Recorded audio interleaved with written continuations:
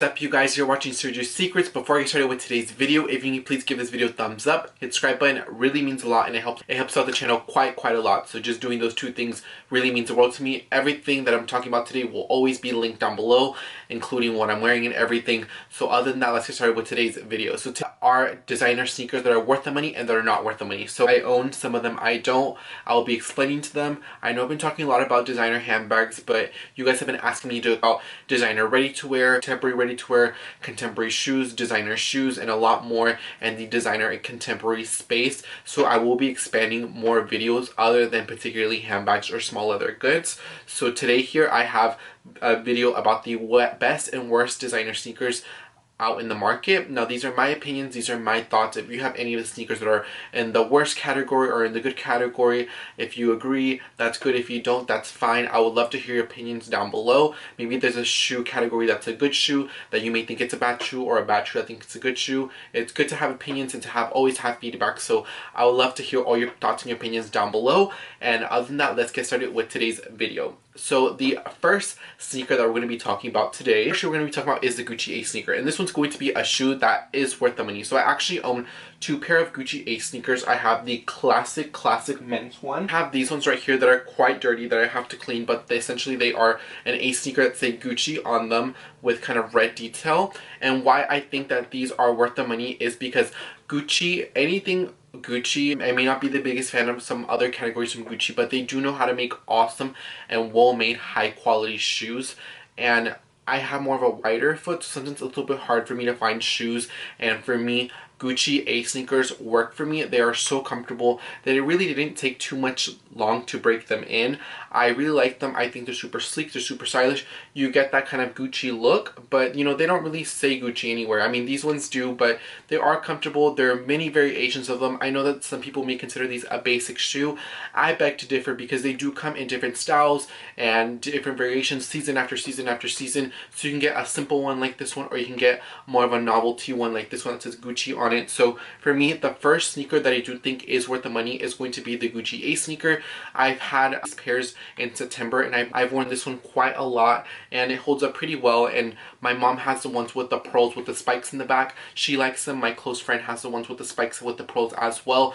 Nothing has come off. They seem that they hold up pretty well, and for me, I highly recommend the Gucci Ace sneakers. I've had great experiences, and other people that I know have had great experiences.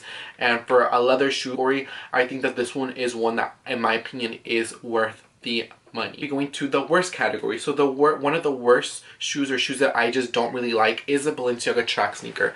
And I have personally tried this shoe on, and for me, it's just such a weird shoe. Like, I don't really like the shoe. It looks, care for them, they weren't as comfortable as everyone makes it seem that they are. So for me, I don't really see the value in the Balenciaga sneaker, particularly like the track one. I just think that aesthetically pleasing, it doesn't look good, and the way they matched up the colors, like a runner shoe. If I'm going to spend money on actual like a running shoe, I would get something like an APL or an ASIC or a Brooks shoe. That's a lot better. So for me, I don't see myself transitioning like this Balenciaga shoe with a suit or with a classic denim with a black tee and with a pretty designer bag. Like, I can't really make it work, so therefore I'm not going to buy something just so I can kind of force myself to work it. So for me, I've tried it on, I've tried to play around with them, and they're just such a hard shoe to style, and they just look very weird, and they make me look very disproportionate. So I think that the Balenciaga track sneaker is not a shoe that I wouldn't recommend. Next shoe that's worth the money are going to be Chanel sneakers. So I have two Chanel sneakers. Let me go ahead and pull them out and show them to you guys. First one is going to be these Chanel transparent. So as you can see, I can run my finger, so it's basically is like a transparent shoe. And then I have these ones that are neoprene. These ones are from a few collections ago. This one was from last year's spring summer collection. These are very comfortable. If you're familiar with the Nike Roshe runs, they're basically like a shoe like that, where they're so comfortable right from the get-go. These ones are a little bit more painful just because of the PVC on them, but other than that, they are really nice shoes. And the reason why I recommend Chanel shoes is because you can't really buy Chanel shoes online. You can't buy them like at Neiman's, Bloomingdale's, Farfetch. You have to buy them from an authorized retailer in store, directly from a Chanel boutique. Each of the shoe is a little bit more higher, it's a little bit more there, and a lot of their shoes are very seasonal. They don't really tend to, once a shoe basically is sold out, it is sold out. So if you do get a Chanel shoe, the chance of you finding somebody in person having it is very slim to none. I know you may see a certain shoe that a lot of people have on social media, but I always tell people what you see on social media is not reality. I live in Dallas, Texas, and I'm always out and about in the DFW areas in different types of zip codes and areas and at the airport in different cities, and I don't really, like, people make it seem like, oh my god, like 10 million people have the Dior saddlebag. That's not really reality. It may see like maybe 4 or 5 other people, you know, throughout, let's say, a couple of months span, but in reality you don't really see it, and what you see on Instagram isn't reality. So for me, I do like Chanel shoes. I think that they are worth the money. They do run about $1,000, but the thing is, they're hard to come by, especially my size is a size 41, and like I said, once they're sold out, they're sold out. They don't really they do replenish them, but popular style. So for me, Chanel sneakers, I do think is worth the money.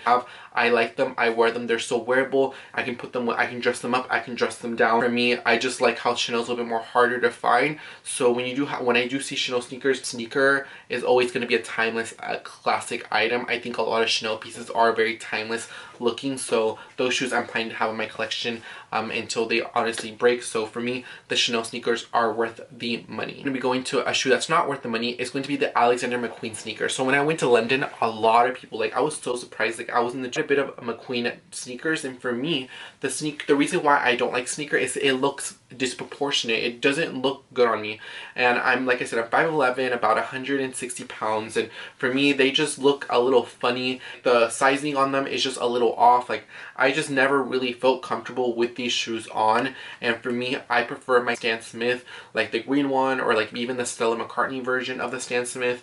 So for me, I like Alexander McQueen as a brand. I appreciate their ready-to-wear, their handbags, and some of the other shoes. But for me, the sneaker, I'm just not a fan of, just because it looks disproportionate. When I see people style it, no matter how well an outfit is, I feel like the Alexander McQueen sneaker just kind of throws it off for me. Like I said, I've tried to make this work. I have tried them on, but for me, they just have not worked out for me. So unfortunately, this is going to be one that I don't necessarily think is worth the money, just because they look weird on. Third shoe that is worth the money, that I have a few friends that own, and I've seen a little bit of YouTube reviews, is going to be the Common Projects. So the Common Projects comes in men's and women's shoes.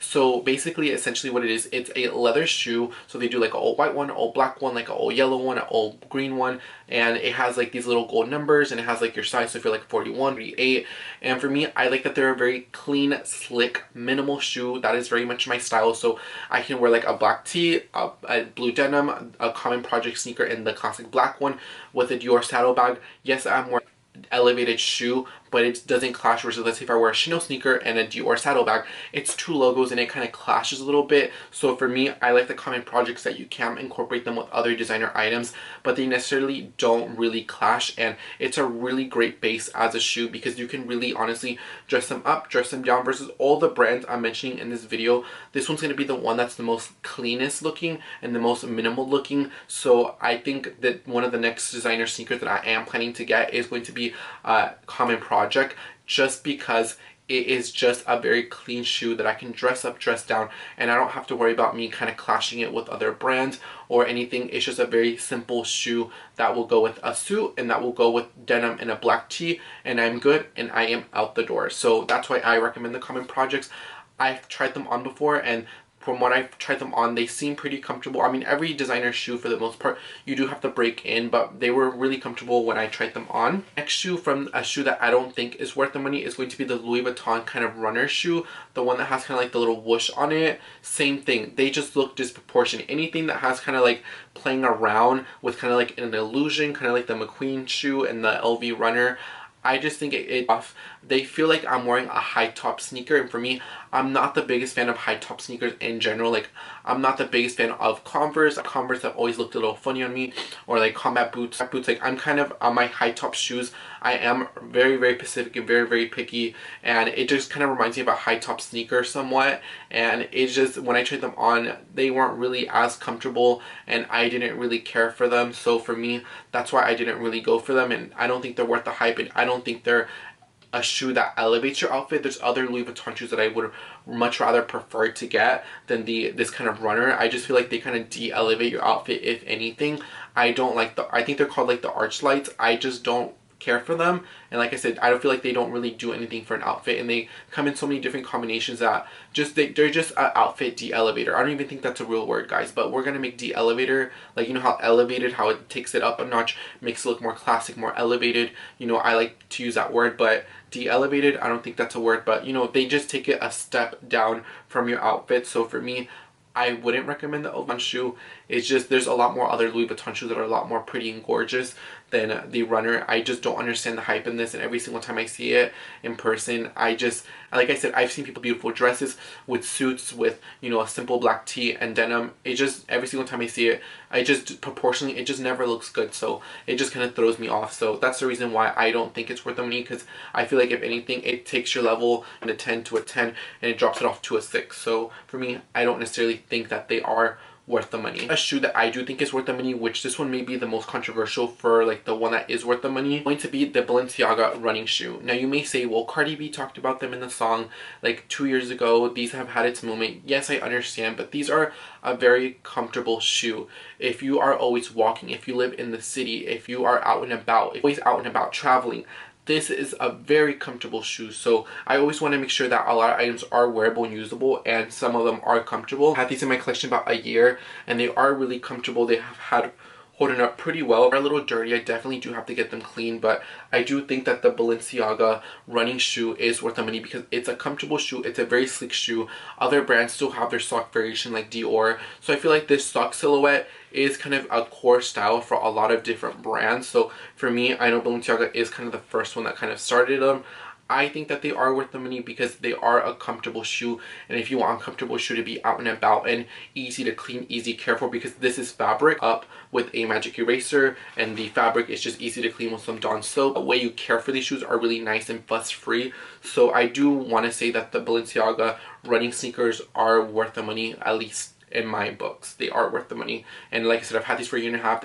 I've taken them to London, I've taken them to Mexico, I always take them to my job.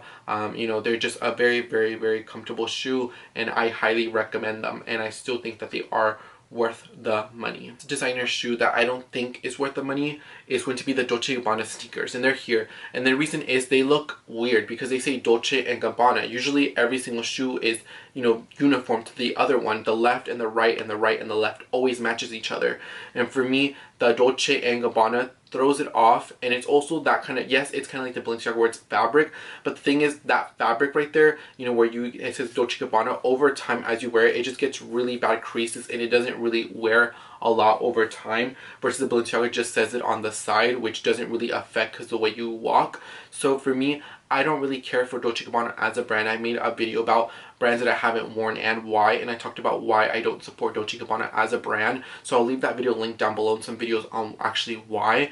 And for me, I just don't care for Dolce & Gabbana, and I know this is a very popular shoe.